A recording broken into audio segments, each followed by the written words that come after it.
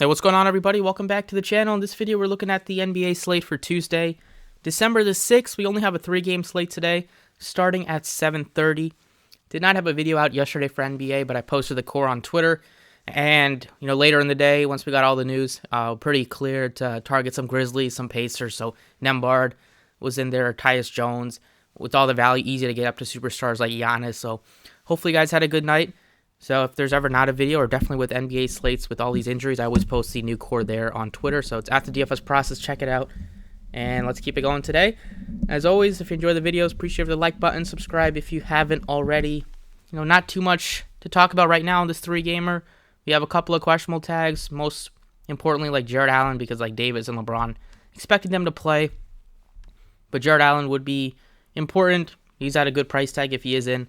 We'll see if he's going to be limited if he is back today. Starting off at the point guard picks, you have Luka back-to-back. He's 13,000.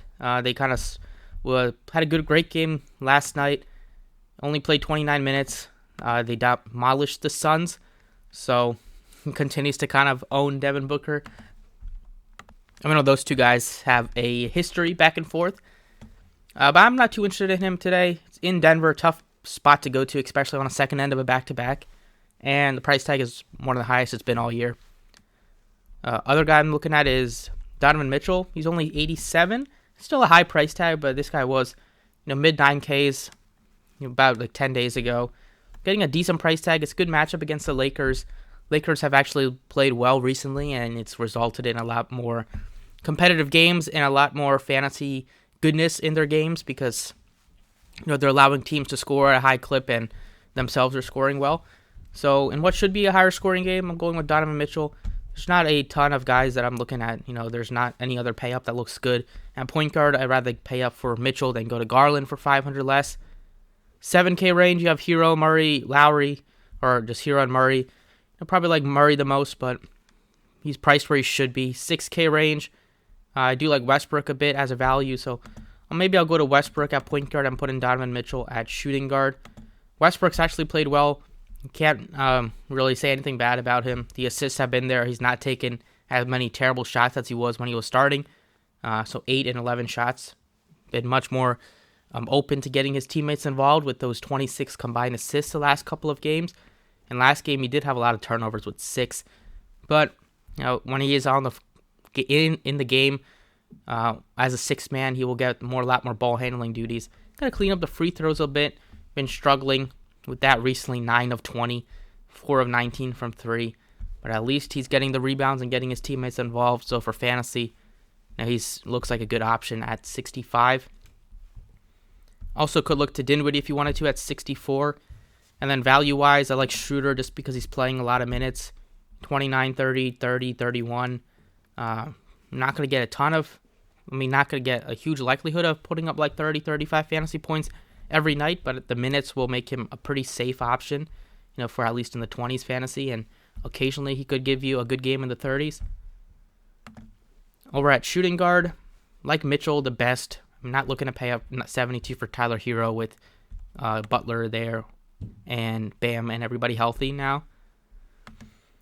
We have a couple of options in the 5K range, like Strus and Highland, but not too interested in those guys, honestly. I'd rather go down to a value piece in like Tim Hardaway Jr. He's been really good recently. I'll put him in at small forward.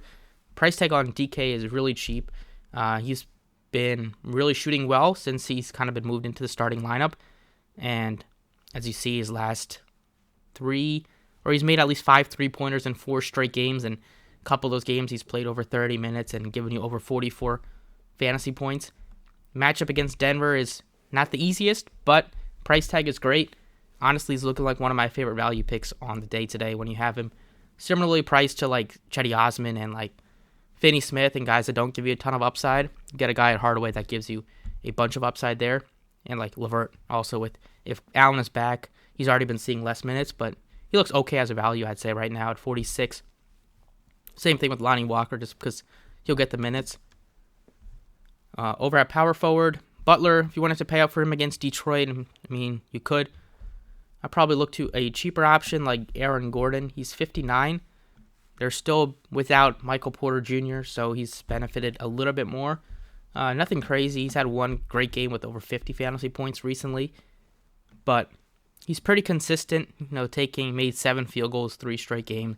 Give you some rebounds, can give you some opportunities for blocks/steals, and 59, he's pretty safe for a guy that can get you high 20s or into the 30s. And right now, we're just looking for anybody that looks decent. There's not a ton of great options that stick out on this 3-gamer currently.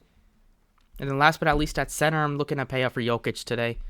Against Dallas, their front court is pretty poor with Dwight Powell and Maxi Kleber going to be looking to try to slow down Jokic.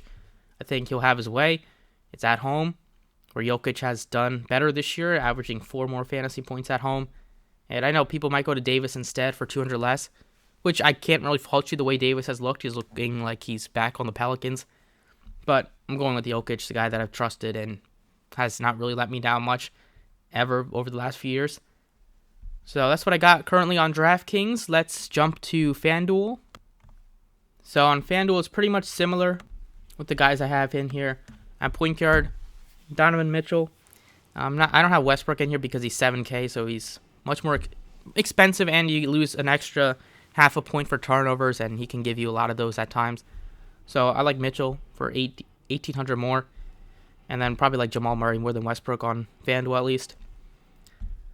Shooting guard, Tim Hardaway is expensive, but it's honestly a tough position. You have Hero almost 8K. Then you have like Ivy at 7K. He's been struggling, and the matchup is very difficult in Miami. Dinwiddie's almost 7K. So I'd rather get to Tim Hardaway. He gives you 40-point upside, and he's been getting more minutes and has green light to shoot. And he's the type of guy that when he's on, you want to play him because he's very streaky type of shooter. Small forward, I have Bogdanovic in here because he's only 6,000 and he's been playing a ton of minutes and gives you a lot of good shooting opportunities and scoring opportunities. I mean, he's been shooting over 50% from the floor and well over 40% from distance this year and almost 90% from the free throw line. He's having a great year. Saddiq Bey had a great game last time out, but Bogdanovic has been more consistent for the entire season, so I have him in. And then like Butler and LeBron are pay-up options. Butler is more expensive on FanDuel than DraftKings. I like him on DraftKings a little bit more, but definitely he gives you an option to pay up for him on FanDuel with there just not being a ton of options at small forward. Power forward, Aaron Gordon once again, 61, just a fair price tag. We'll see if Allen is in. If he's in, 69 is a decent price tag if he's not going to be on any minutes limit or anything like that.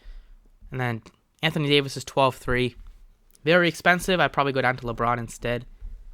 And then at center, Jokic still similarly priced on both sites. Pretty easy to get to him. It's a $1,000 difference between him and Davis on FanDuel. I like Jokic anyways more.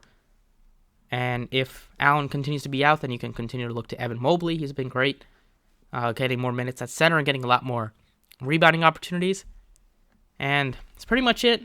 Hopefully we get some news to open up some more value, open up some better plays on this slate. But thank you for watching. Best of luck, and I will catch you all next time.